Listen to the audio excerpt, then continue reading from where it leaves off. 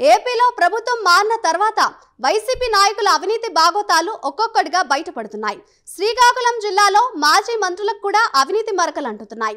ఇళ్ల స్థలాల కోసం రైతుల నుంచి భూములను భయపెట్టి లాగేసుకుని రైతుల నోట్లో మట్టి కొట్టారన్న ఆరోపణలు వెల్లువెత్తుతున్నాయి.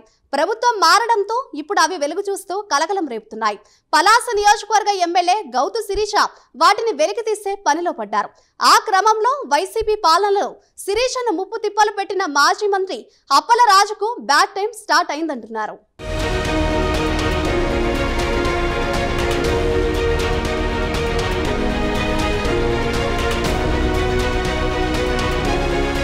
పలాస నియోజకవర్గంలో వైసీపీ అధికారంలో ఉన్నప్పుడు మకుటం లేని మహారాజులా వెలుగొందారు మాజీ మంత్రి సీదిరి అప్పలరాజు.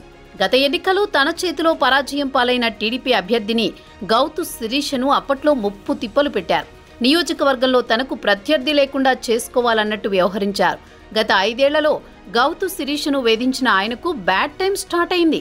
ప్రస్తుతం శిరీష చేతిలో పరాజయం పాలైన అప్పలరాజు అరాచకాలు ఒక్కొక్కటిగా బయటకు తీస్తున్నారామె.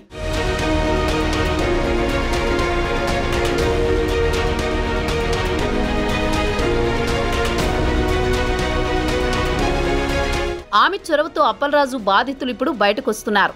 పలాస నియోజకవర్గ రైతులు ఆయనపై భగ్గుమంటున్నారు. ఇళ్ల స్థలాల పేరుతో మాజీ మంత్రి అప్పలరాజు ఆయన అనుచరులు తమ భూములకు కాజేశారని ఆరోపిస్తున్నారు. తమకు ఇష్టం లేకపోయినా తమని భయపెట్టి తమ భూములను లాక్కున్నారని ఆవేదన వ్యక్తం చేస్తున్నారు. మంచిగా పంటలు చేతికొచ్చే టైంలో భూములు లాక్కుని తమ వారి మరణానికి కారణమయ్యారని ఆవేదన వ్యక్తం చేస్తున్నారు.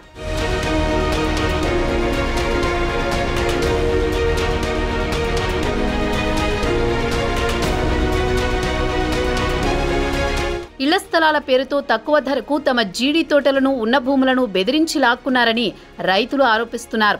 ఆ భూములలో ఎక్కడ ఇళ్ల నిర్మాణం చేపట్టలేదని ఆగ్రహం వ్యక్తం చేస్తున్నారు. మాజీ మంత్రి సీదిరి అప్పలరాజు తమకు భూములకు తగిన ధర ఇప్పిస్తామని హామీ ఇచ్చారని, అయితే డబ్బులు ఇవ్వకపోగా తమ భూముల్లో రియల్ ఎస్టేట్ వ్యాపారం చేస్తున్నారని రైతులు ఆగ్రహం వ్యక్తం చేస్తున్నారు. కూటమి ప్రభుత్వం న్యాయం చేయాలని రైతులు కోరుతున్నారు.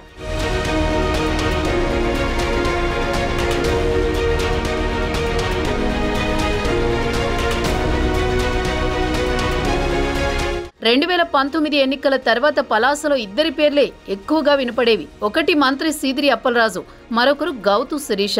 గత 5 ఏళ్లలో ఇద్దరి మధ్య యుద్ధ వాతావరణం నడిచింది. విమర్శలు ప్రతి విమర్శలతో నిత్యం ఇద్దరి మధ్య పచ్చగడ్డి వేస్తే భగ్గుమనే పరిస్థితి ఉండేది.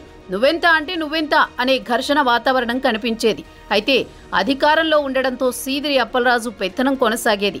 గౌతు శిరీషని అనేక ఇబ్బందులకు గురిచేశారు. ఆఖరికి మంత్రి అప్పలరాజు పెట్టిన ఇబ్బందులకి శిరీష కన్నీరు పెట్టుకున్న సందర్భాలు కూడా ఉన్నాయంటే ఆయన ఎంత నియంతృత్వం ప్రదర్శించారో అర్థమవుతుంది.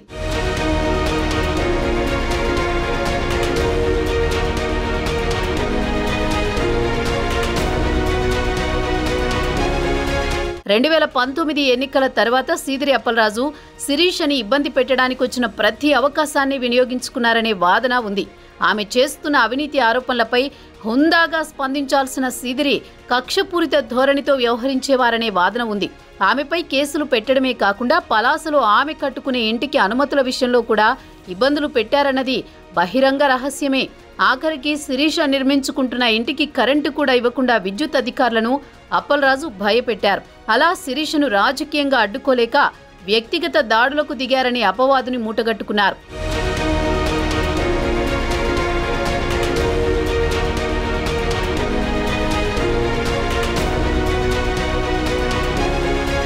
పలాస అంటే సీదిరి అప్పలరాజు, సీదిరి అప్పలరాజు అంటే పలాస అన్నట్లు ఆయన నడిపించారు. 2024 ఎన్నికల వరకు సీదిరి అప్పలరాజు హవా అలా సాగింది. సీదిరి అప్పలరాజు మాట కాదని ఎవ్వరూ కూడా ఒక్క పని కూడా చేయలేని పరిస్థితిలో ఉండేవారు. అధికారం తమకే శాశ్వతమన్నట్లు రెచ్చిపోయిన సీదిరి తానేది చేస్తే అదే కరెక్ట్ అన్నట్లు వ్యవహరించారు. ఒకవైపు శిరీషను వ్యక్తిగతంగా టార్గెట్ చేస్తూనే జగన్ మెప్పు కోసం టీడీపీ జనసేన అధినేతలపై నోటికొచ్చినట్లు వ్యక్తిగత విమర్శలు చేసేవారు. తన సోషల్ మీడియాలో ఇష్టం వచ్చినట్లు విమర్శలు చేయించడం, శిరీష ఫోటోలు మార్ఫింగ్ చేయించి పెట్టడం వంటి అకృత్యాలకు పాల్పడ్డారు.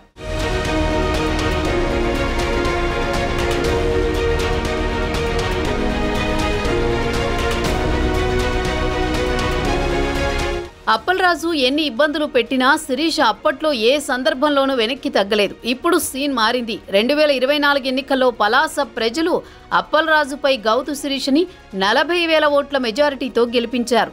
పలాసలో గౌతు శిరీష టైం స్టార్ట్ అయింది. 5 ఏళ్లు సీదిరి అప్పలరాజు వలన ఇబ్బందులకు గురైన శిరీష రిటర్న్ గిఫ్ట్ ఇవ్వకుండా ఉంటారా? ఎమ్మెల్యే గౌతు శిరీష గేర్ మార్చారని వాదన కూడా వినిపిస్తోంది. తనను 5 ఏళ్ల పాటు ఇబ్బంది పెట్టిన అప్పలరాజుకి గట్టిగా బుద్ధి చెప్పాలని నిర్ణయించుకున్నట్లు తెలుస్తోంది.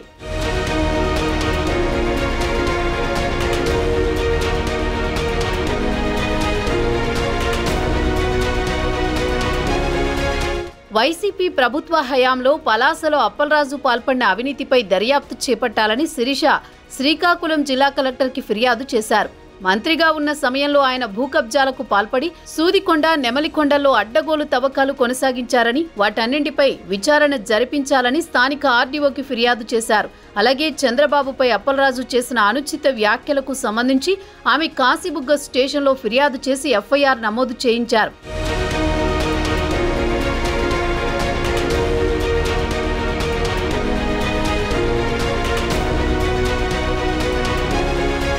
శిరీష దూకుడుతో సీదిరి ఇప్పుడు పూర్తిగా సైలెంట్ అయ్యారు. అడపాదడపా తప్ప పెద్దగా కనిపించడం లేదు. శిరీషతో పాటు రాష్ట్ర నాయకత్వం కూడా అప్పలరాజు అక్రమాలపై దృష్టి పెట్టినట్టు తెలుస్తోంది. మరోవైపు నారా లోకేష్ రెడ్ బుక్లో కూడా సీదిరి పేరు చేర్చారంటున్నారు. అప్పలరాజు అవినీతిపై దర్యాప్తు సంస్థలతో విచారణ జరిపించాలనే యోచనలో లోకేష్ ఉన్నట్లు తెలుస్తోంది. మొత్తానికి 5 ఏళ్ల పాటు నియంతలా వ్యవహరించిన అప్పలరాజుకి బ్యాడ్ టైం స్టార్ట్ అయిందంటున్నారు.